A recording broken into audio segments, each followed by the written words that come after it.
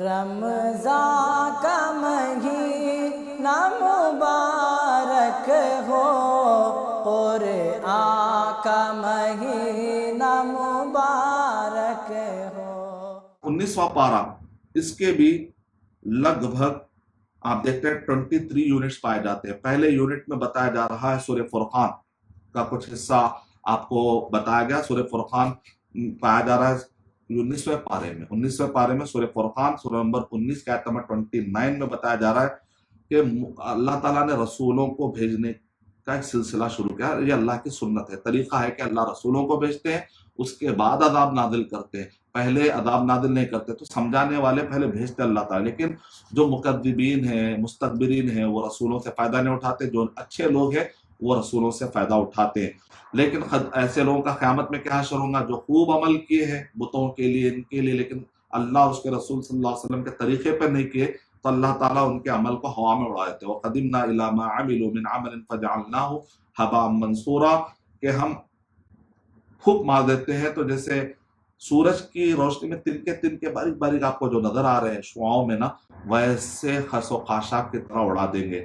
اور اس دن غلط دوستی کرنے والا آدمی افسوس کرے گا، ہائے میں مومنوں کے راستے پر کیوں نہیں چلا۔ وہ کہے گا وَيَوْمَ يَعَضُّ الظَّالِمُ عَلَىٰ يَدَيْهِ يَقُولُ الْكَافِرُ يَا لَيْتَنِي اتَّخَذْتُ مَعَ الرَّسُولِ سَبِيلًا يَا وَيْلَتَىٰ لَمْ أَتَّخِذْ فُلَانًا خَلِيلًا۔ اس دن جو ہے ظالم اپنے ہاتھ کو یا انگلیوں کو ایسا افسوس میں جیسا ہوتا، افسوس میں انگلیاں کترنا جس کو کہتے ہیں، کہے گا کاش کہ میں نیک لوگوں کے سے دوستی کرتا تو اچھا تھا، نیک لوگوں کے راستے پر چلتا تو اچھا تھا، مجھے تو اس برے دوست نے جو ہے اچھے راستے سے بھٹکا دیا۔ اصل میں شیطان ہے جو انسان کو بے یار و مددگار چھوڑ دیتا ہے۔ پھر اس کے بعد سورہ فرقان کی آیت نمبر 30 سے 40 میں، یہ 19ویں پارے کا دوسرا یونٹ ہے کہ رسول اللہ صلی اللہ علیہ وسلم کے قوم کے بارے میں کہہ رہے ہیں اللہ یہ قوم قرآن مجید کا خیال نہیں کر رہے۔ وقال الرسول یا رب ان قوم اتخذوا هذا القرآن مہجورا، کہ اس قوم نے اس قرآن مجید کو مہجور کر دیا، پڑھتے نہیں، سمجھتے نہیں، عمل نہیں کرتے، نافذ نہیں کرتے، اس کی طرف دعوت نہیں کرتے، نہیں دیتے، تو گویا کہ آپ نے قرآن مجید کو چھوڑ دیا۔ اللہ حفاظت فرمائے۔ اور وہ لوگ کہہ رہے ہیں کہ الگ الگ قرآن مجید کیوں اتارا گیا، ایک ساتھ کیوں نہیں اتارا گیا، تو اس کا بھی جواب دیا جا رہا ہے۔ سورہ فرقان میں کیا قرآن مجید اور نبی صلی اللہ علیہ وسلم کے خلاف اٹھنے والے سوالات کے جوابات ہیں۔ تو کہا تھوڑا تھوڑا اس لیے اتارا گیا تاکہ یاد کرنے میں بھی آسانی ہو، لوگوں کو نصیحت لینے میں بھی آسانی ہو، اور اسی طریقے سے اللہ کے نبی صلی اللہ علیہ وسلم کو ٹائم پر تسلی ملتے رہے۔ تو یہ بھی بہت بڑی مدد ہے۔ اور اس کے اندر موسیٰ علیہ السلام، ہارون علیہ السلام کا قصہ ہے، نوح علیہ السلام کا قصہ ہے، عاد و سمود کا، اور اصحاب الرس یعنی وہ کنویں والے لوگ جو کنویں پہ بیٹھ کے شراتیں کرتے تھے، ان کو کس طریقے سے تباہ کیا گیا، ان کے قصے ہیں۔ یونٹ نمبر 3 آیت نمبر 41 سے 44 میں الاستہزاء والسخریہ، یعنی کہ جو بھی حجت نہیں لاتے تو وہ لوگ کیا کرتے ہیں، مذاق کا راستہ اپناتے ہیں۔ تو ایسے لوگ کا زیادہ توجہ نہیں دینی چاہیے، کیونکہ جو باطل ہے جب یہ لیول پہ آ جاتا ہے تو کمزوری کی علامت ہے، لہذا اس سے نہیں گھبرانا چاہیے۔ اور یہ لوگ ایسا کیوں کرتے ہیں؟ کیونکہ خواہشات میں مبتلا ہوتے ہیں۔ افرأیت من اتخذ الہہ ہوا افانت تکون علیہ وکیلا ام تحسب ان اکثرهم یسمعون او یعقلون انہم الا کالانعام بل هم اضل سبیلا۔ اے نبی صلی اللہ علیہ وسلم، یہ لوگ مذاق اڑا رہے ہیں، ان کے باتوں پہ آپ توجہ نہ دے۔ کیا آپ سمجھ رہے ہیں کہ لوگ سن رہے ہیں، آپ سمجھ رہے ہیں؟ نہیں، یہ لوگ تو جانوروں کی طرح ہیں۔ ایسے لوگوں کو توجہ مت دو، یعنی باطل زیادہ خالی باتوں کا ہی ہوتا ہے، زیادہ اس کے پاس طاقت نہیں ہوتی ہے۔ یونٹ نمبر 4 آیت نمبر 45 سے لے کے 55 میں نبوت کے دلائل ہے کہ یہ کائنات میں جو نشانیاں ہیں کہ ایک امی جن کو لکھنا پڑھنا نہیں آتا دیکھ کر ویسے امی اتنے باتیں بتا رہے ہیں، اس کا مطلب کہ اللہ کے نبی صلی اللہ علیہ وسلم برحق ہے، قرآن مجید برحق ہے، اسلام برحق ہے۔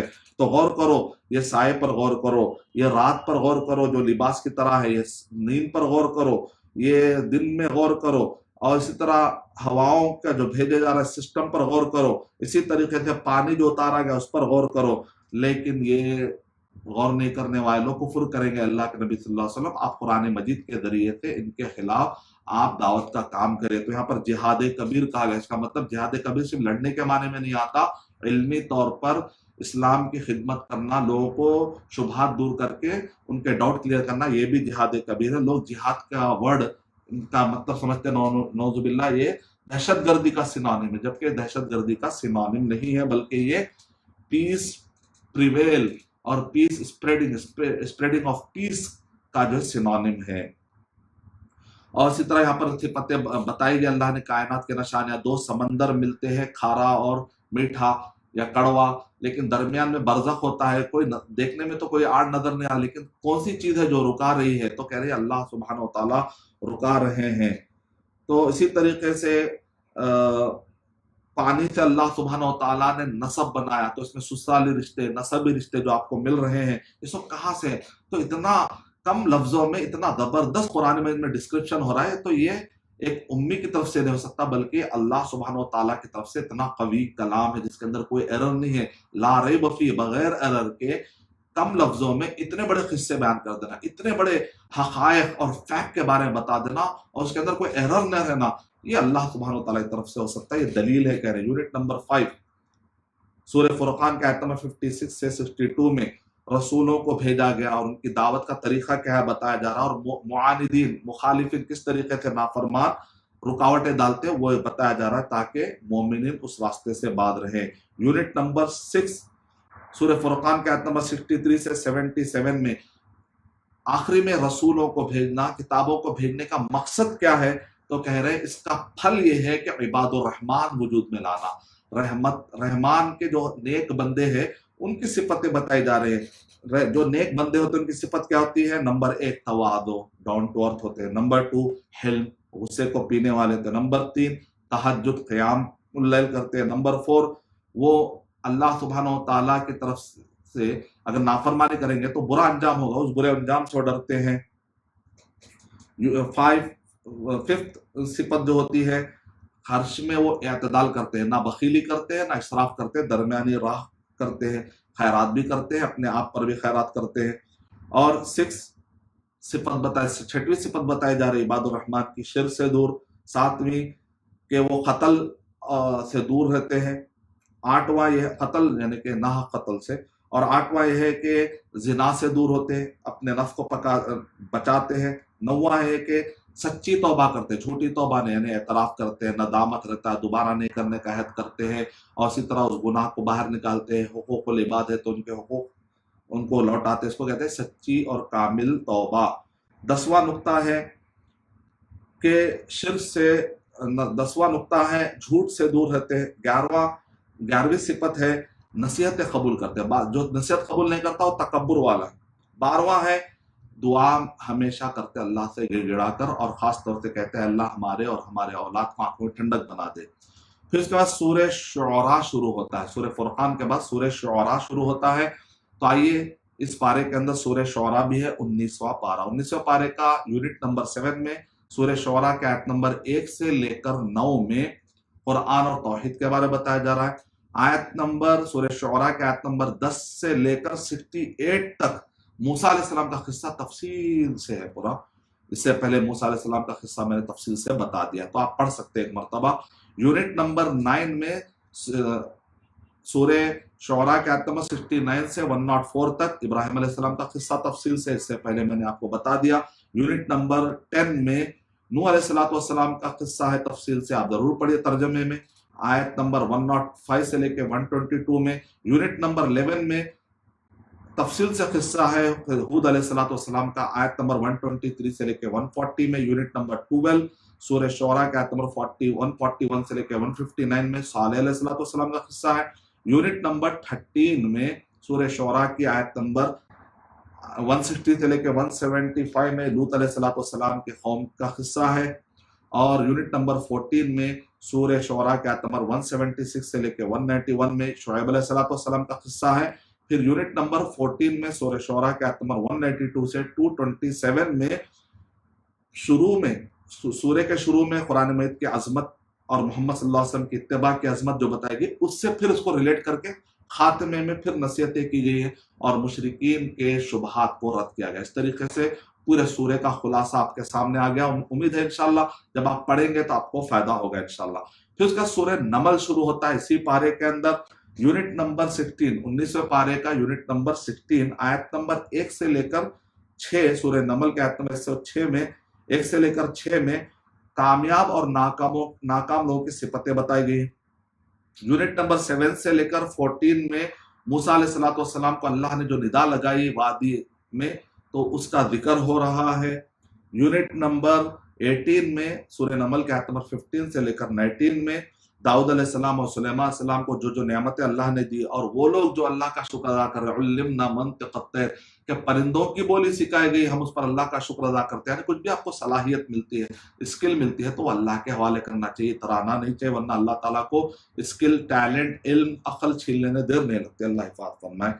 اور اسی طریقے سے وہ سورہ نمل کے اندر وہ قصہ یا ایھا النمل ادخلوا مساکنکم لا یحطمنکم سلیمان وجنودہ، کہ چونٹی کہہ رہی ہے اپنے قوم سے کہ جاؤ چونٹیوں، بلوں میں سلیمان علیہ السلام کا لشکر آ رہا ہے۔ تو اتنی چونٹی کو کتنا اثر ہے، اور سلیمان علیہ السلام چونٹی کی آواز سنتے ہیں اور ان کی بولی سمجھ جاتے ہیں تو اللہ کا شکر ادا کرتے ہیں۔ اور ادھر نیک بندے کا حال یہ ہے کہ جب ان کو پرندوں کی بولی مل رہی ہے پورے کائنات کی، تو اس کو مس یوز نہیں کر رہے، بلکہ اس کے ذریعے سے پرندے کو دائی بنا کر بھیجتے ہیں اور ہدہد کی خبر لانے کے لیے کہتے ہیں، ہدہد کو بیچتے ہیں اور ملک سبا کی خبر لانے کے لیے بھیجتے ہیں۔ اس کا مطلب جو بھی سکلز مل رہے ہیں اس کے ذریعے سے دعوت کا کام، توحید کا کام کرنا چاہیے۔ یہاں پر دیکھیے ایک چھوٹی سی چمٹی کتنا چھوٹی ہوتی ہے، اس میں کتنا سر ہے، چھوٹا سر، اس سر میں دماغ کتنا ہوگا، اس دماغ کے اندر قوم کو نقصان بچانے کا جذبہ کتنا ہے۔ لیکن ہم انسان ہیں، لوگوں کو جہنم سے بچانے کی فکر نہیں کرتے، تو ہم اس چونٹی کے دماغ سے بھی گئے گزرے۔ ہم کو دنیا اور آخرت کے نقصان سے لوگوں کو بچانے کے لیے کنتم خیر امۃ اخرجت للناس، لوگوں کے فائدے کے لیے ہم کو نکالا گیا، تو امر بالمعروف و نہی عن المنکر کا کام کرنا چاہیے۔ یونٹ نمبر 19، پارہ 19 کی یونٹ نمبر 19 سورہ نمل کے آیت نمبر 20 سے لے کے 28 میں سلیمان علیہ السلام اور ملک سبا، سیریا کدھر ہے اور یمن کدھر ہے، درمیان میں کم سے کم 1000-2000 کا کلومیٹر کا فاصلہ، اتنی دور تک سلیمان علیہ السلام جو ہے تبلیغ کر رہے ہیں، توحید کا کام کر رہے ہیں۔ آپ اندازہ لگائیے کہ آخری میں جو ہے ہدہد آ کر کہتا ہے کہ یہ لوگ عجیب لوگ ہیں، سورج کی پوجا کر رہے ہیں، اور ہدہد کہہ رہا ہے اللہ یسجد، یا اللہ سبحانہ و تعالیٰ جو ہے ڈانٹ رہے ہیں، اور کہ اللہ یسجد للہ الذی یخرج الخبء فی السماوات والارض، آسمان میں بارش نہیں ہوتا اچانک بارش آتی، زمین میں پودے نہیں ہوتے اچانک پودے آتے ہیں۔ تو ایسا کون ہے جو لا رہا ہے سب چیزوں کو، اس کی عبادت کرنی چاہیے۔ لوگ جو سورج کی کر رہے ہیں، سورج کے خالق کی عبادت کرنی چاہیے۔ اس کا یونٹ نمبر 20 سورہ نمل کے آیت نمبر 29 سے 44 میں کس طریقے سے جب یہ ایک پیغام جاتا ہے سلیمان علیہ السلام کی طرف سے، تو اس کے بعد لوگ ان سے کہتے ملک سبا سے کہ تحفے بھیجو۔ اگر تحفے پہ آدمی راضی ہو گیا مطلب اتنا خطرناک نہیں، لیکن تحفے نہیں لے رہا مطلب بڑا قوی انسان ہے۔ تحفے رد کر دیے گئے۔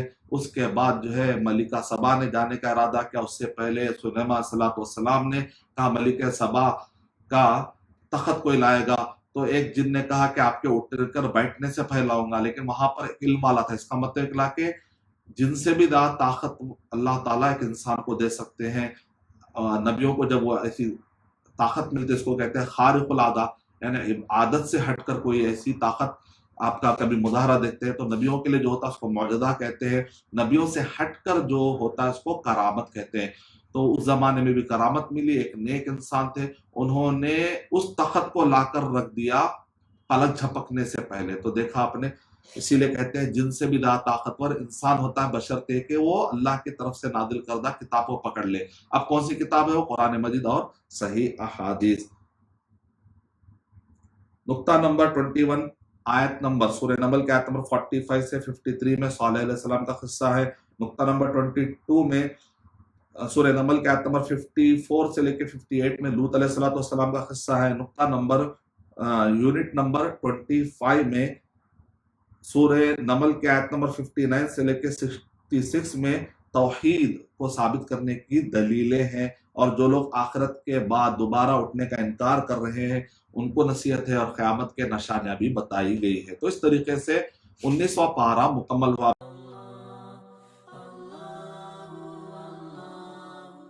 For authentic Islamic information, please log on to www.askislampedia.com.